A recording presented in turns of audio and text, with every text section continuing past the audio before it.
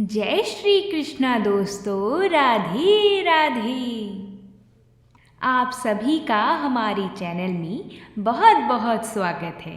आज हम सभी श्रीमद् भागवत पुराण का उत्तरकांड का 5वां अध्याय सुनेंगे। तो आइए भगवान श्री हरि का नाम लेकर कथा को प्रारंभ करते हैं। आप सभी भी कमेंट बॉक्स में भगवान श्री हरि की जय जरूर लिखिएगा। तो प्रेम से बोलिए, भगवान श्री हरि की जय हो। सूत जी कहते हैं, शौनक जी, पिता के वन चले जाने पर एक दिन धुंधकारी ने अपनी माता को बहुत पीटा और कहा, बता धन कहाँ रखा है, नहीं तो अभी तेरी जलती लकड़ी से खबर लूँगा। उसकी इस धमकी से डरकर और पुत्र के उपद्रवों से दुखी होकर वह रात्रि के समय कुएं में जा गिरी और इससे उसकी मृत्यु हो गई। योगनिष्ठ गोकर्ण जी तीर्थ यात्रा के लिए निकल गए। उन्हें इन घटनाओं से कोई सुख या दुख नहीं होता था, क्योंकि उनका ना कोई मित्र था और ना कोई शत्रु। धुंधकारी 5 वैश्यों के साथ घर में रहने लगा। उनके लिए भोग सामग्री जुटाने की चिंता ने उसकी बुद्धि नष्ट कर दी और वह नाना प्रकार के अत्यंत क्रूर कर्म करने लगा। एक दिन उन कुलटाओं ने उससे बहुत से गहने मांगी। वह तो काम से अंधा हो रहा था, मौत की उसे कभी याद नहीं आती थी। बस उन्हें जुटाने के लिए वह घर से निकल पड़ा। वह जहाँ तहाँ से बहुत सा धन चुराकर घर लौट आया तथा उन्हें कुछ सुंदर वस्त्र और आभूषण लाकर दिए। चोरी का बहुत माल देखकर रात्रि के समय स्त्रियों ने विचार किया कि यह नित्य ही चोरी करता है, इसलिए इसे किसी दिन राजा यह सारा धन छीनकर इसे निश्चय ही प्राण दंड देगा।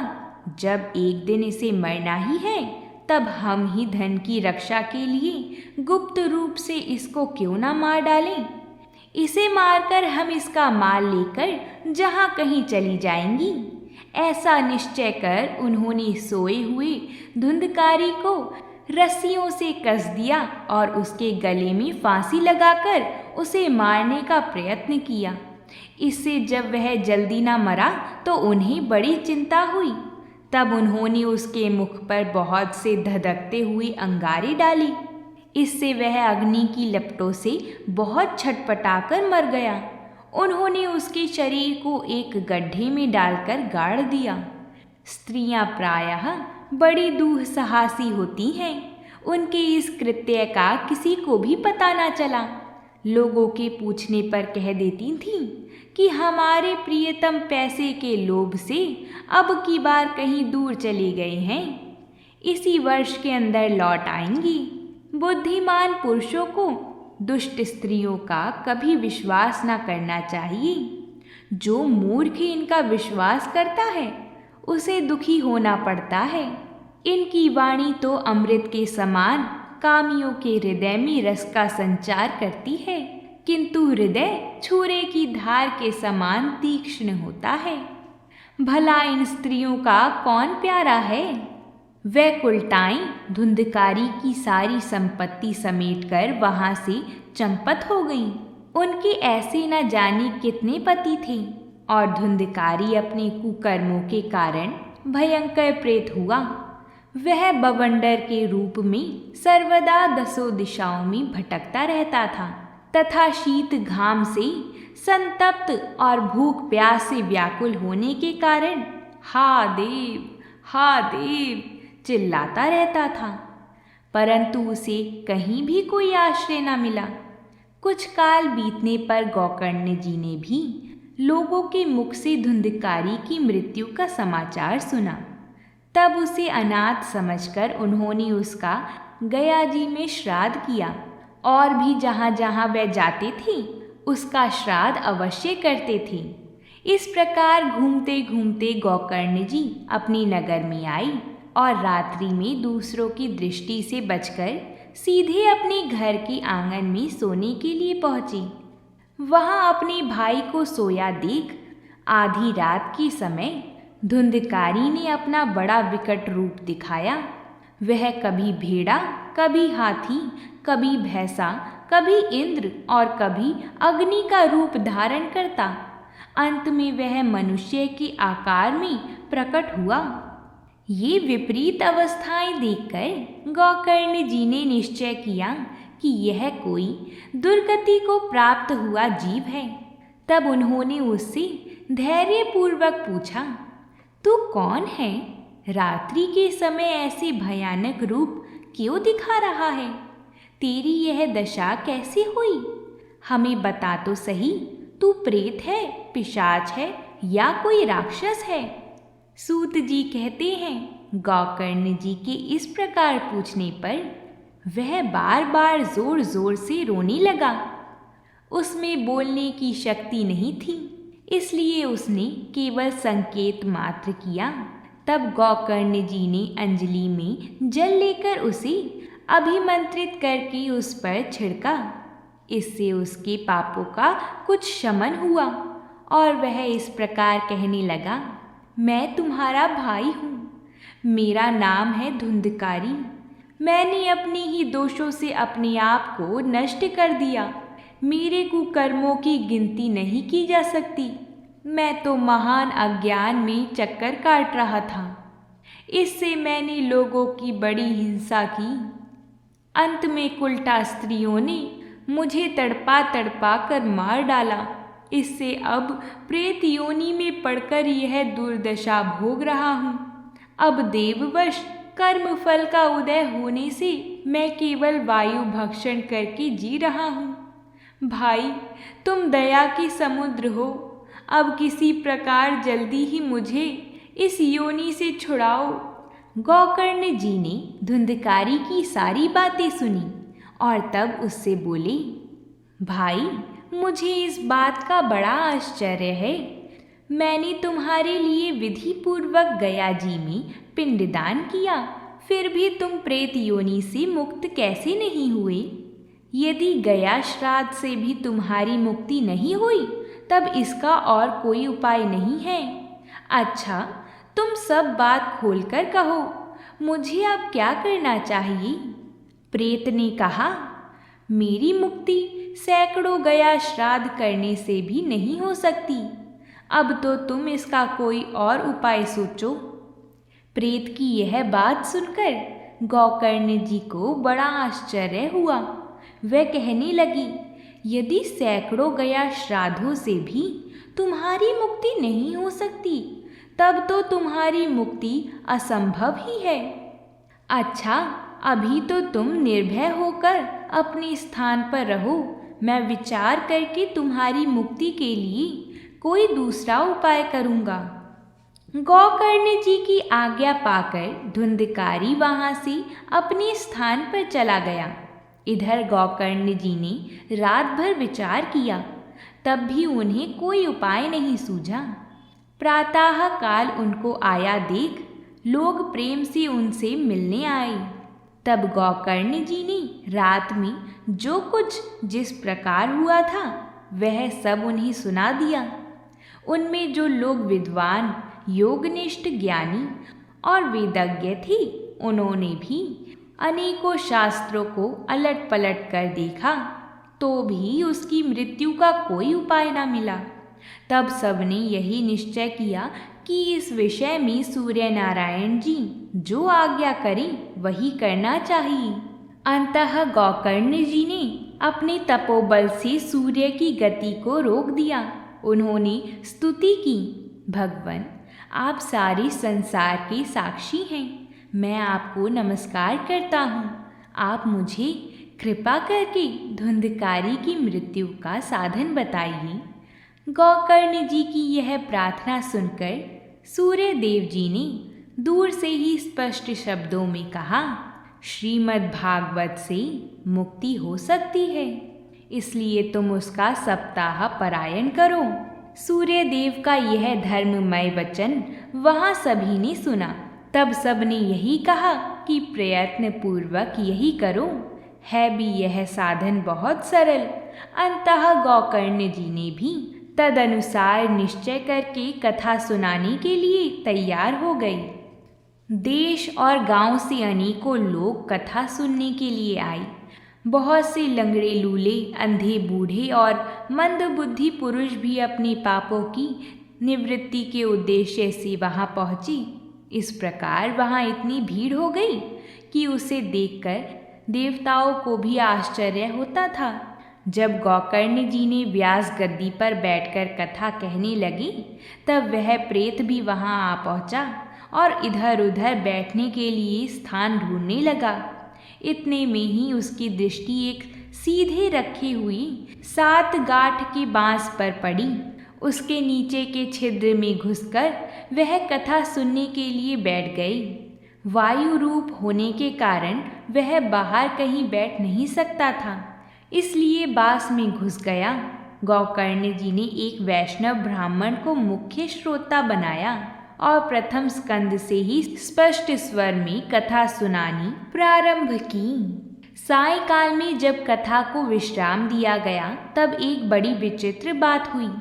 वहां सभा सदस्यों के देखते देखते उस बांस की एक गांठ टड टड शब्द करती फट गई। इसी प्रकार दूसरे दिन सायंकाल में दूसरी गांठ फट गई और तीसरे दिन उसी समय तीसरी। इस प्रकार 7 दिनों में 7 गांठों को फाड़कर धुंधकारी 12 स्कंदों की सुनने से पवित्र होकर प्रेत योनि से मुक्त हो गया और दिव्य रूप धारण करके सबके सामने प्रकट हुआ। उसका मेघ के समान श्याम शरीर पीतांबर और तुलसी की मालाओं से सुशोभित था तथा सिर पर मनोहर मुकुट और कानों में कमनीय कुंडल झिलमिला रहे थे। उसने तुरंत अपने भाई गोकर्ण जी को प्रणाम करके कहा, भाई, तुमने कृपा करके मुझे प्रेत योनि की यातनाओं से मुक्त कर दिया। यह प्रेत पीड़ा का नाश करने वाली श्रीमद् भागवत की कथा धन्य है तथा भगवान श्री कृष्ण चंद्र जी के धाम की प्राप्ति कराने वाला इसका सप्ताह परायण भी धन्य है। जब सप्ताह श्रवण का योग लगता है, तब सब पाप थर्रा उठते हैं कि अब यह भागवत की कथा जल्दी ही हमारा अंत कर देगी।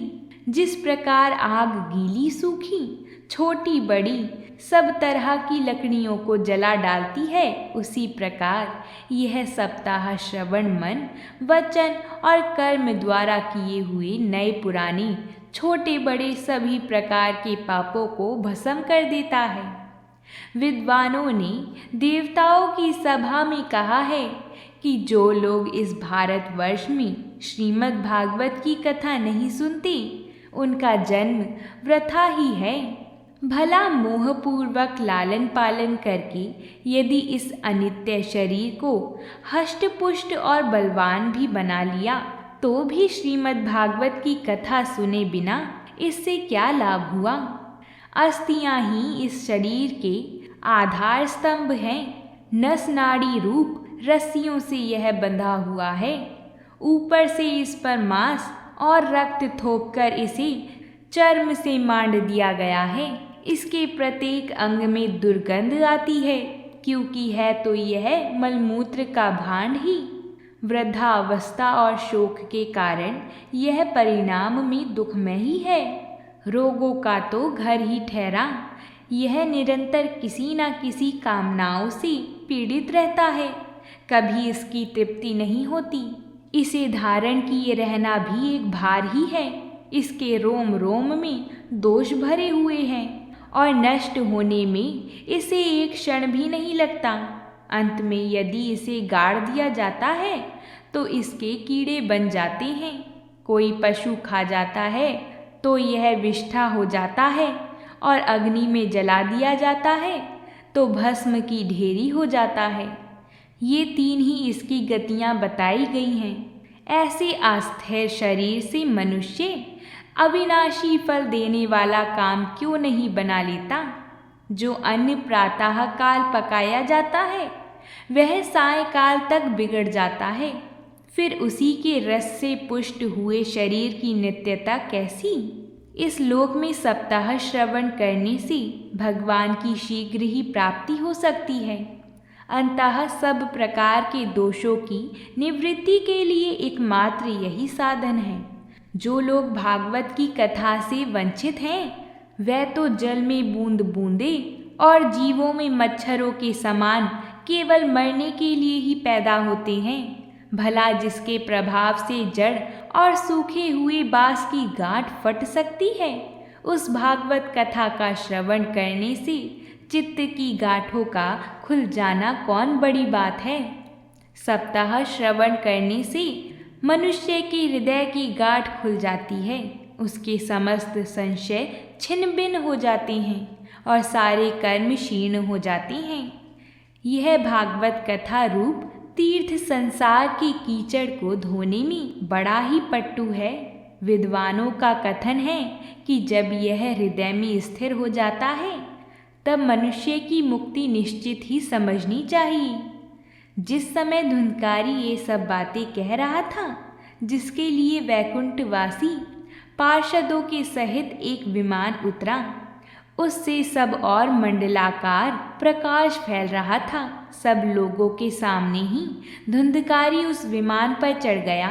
तब उस विमान पर आए हुए पार्षदों को देखकर उनसे गोकर्ण जी ने यह बात कही। भगवान की प्रिय पार्षदों, यहाँ हमारे अनेकों शुद्ध हृदय श्रोतागण हैं। उन सब के लिए आप लोग एक साथ बहुत से विमान क्यों नहीं लाए? हम देखते हैं कि यहाँ सभी ने समान रूप से कथा सुनी है, फिर फल में इस प्रकार का भेद क्यों हुआ, यह बताइए। भगवान के सेवकों ने कहा, हे मानद, इस फल भेद का कारण इनके श्रवण का भेद ही है। यह ठीक है कि श्रवण तो सबने समान रूप से ही किया है, किंतु इसके जैसा मनन नहीं किया। इससे एक साथ भजन करने पर भी उसके फल में भेद रहा। इस प्रेत ने 7 दिनों तक निराहार रहकर श्रवण किया था तथा सुने हुए विषय का स्थिर चित्त से यह खूब मनन भी करता रहता था। जो ज्ञान दृढ़ नहीं होता, वह व्यर्थ हो जाता है। इसी प्रकार ध्यान न देने से श्रवण का, संदेह से मंत्र का और चित्त के इधर उधर भटकते रहने से जप का भी कोई फल नहीं होता। वैष्णवहीन देश अपात्र को कराया हुआ श्राद्ध का भोजन, अपात्र को कराया हुआ श्राद्ध का भोजन, अक्षरोतियों को दिया हुआ दान एवं आचारहीन कुल, इन सब का नाश हो जाता है। गुरु वचनों में विश्वास, दीनता का भाव, मन के दोषों पर विजय और कथा में चित्त की एकाग्रता इत्यादि नियमों का यदि पालन किया जाए तो श्रवण का यथार्थ फल मिलता है। यदि ये श्रोता फिर से श्रीमद् भागवत की कथा सुने तो निश्चय ही सबको वैकुंठ की प्राप्ति होगी और गोकर्ण जी, आपको तो भगवान स्वयं आकर गोलोक धाम में ले जाएंगे। यों कहकर वे सब पार्षद हरि कीर्तन करते वैकुंठ लोक को चले गए। श्रावण मास में गोकर्ण जी ने फिर उसी प्रकार से सप्ताह क्रम से कथा कही और उन श्रोताओं ने उसे फिर सुना। नारद जी कहने लगे, इस कथा की समाप्ति पर जो कुछ हुआ वह सुनाइए। वहाँ भक्तों से भरे हुए विमानों के साथ भगवान प्रकट हुए। सब ओर से खूब जय जयकार और नमस्कार की ध्वनि होने लगी। भगवान स्वयं हर्षित होकर अपने पांचजन्य शंख की ध्वनि करने लगे और उन्होंने गोकर्ण जी को हृदय से लगाकर अपने ही समान बना लिया। उन्होंने क्षण भर में ही अन्य सब श्रोताओं को भी मेघ के समान श्याम वर्ण रेशमी पीताम्बरधारी तथा किरीट और कुंडल आदि से विभूषित कर दिया। उस गांव में कुत्ते और चांडाल पर्यंत जितने भी जीव थे, वे सभी गोकर्ण जी की कृपा से विमानों पर चढ़ा लिए गए तथा जहाँ योगी जन जाते हैं, उस भगवत धाम में वह भेज दिए गए। इस प्रकार भक्त वत्सल भगवान श्री कृष्ण कथा श्रवण से प्रसन्न होकर गोकर्ण जी को साथ ली अपने ग्वाल बालों के प्रिय गोलोक धाम में चले गई। पूर्व काल में जैसे अयोध्यावासी भगवान श्री राम के साथ साकेत धाम सिधारे थे, उसी प्रकार भगवान श्री कृष्ण उन सबको योगी दुर्लभ गोलोक धाम को ले गए, जिस लोक में सूर्य चंद्रमा और सिद्धों की भी कभी गति नहीं हो सकती, उसमें वह श्रीमद् भागवत का श्रवण करने से चली गई। नारद जी सप्ताह यज्ञ के द्वारा कथा श्रवण करने से जैसा उज्जवल फल संचित होता है, उसके विषय में हम आपसे क्या कहें। अजी जिन्होंने अपनी कर्णपुट से गोकर्ण जी की कथा का एक अक्षर भी पान किया था, वह फिर माता के गर्भ में नहीं आई। जिस गति को लोग वायु जल या पत्ते खाकर शरीर सुखाने से बहुत काल तक घोर तपस्या करने से और योग अभ्यास से भी नहीं पा सकते, उसे वह सप्ताह श्रवण से सहज में ही प्राप्त कर लेते हैं। इस परम पवित्र इतिहास का पाठ चित्रकूट पर विराजमान मुनीश्वर शांडिल्य भी ब्रह्म आनंद में मग्न होकर करते रहते हैं। यह कथा बड़ी ही पवित्र है। एक बार के श्रवण से ही समस्त पाप राशियों को भस्म कर देती है।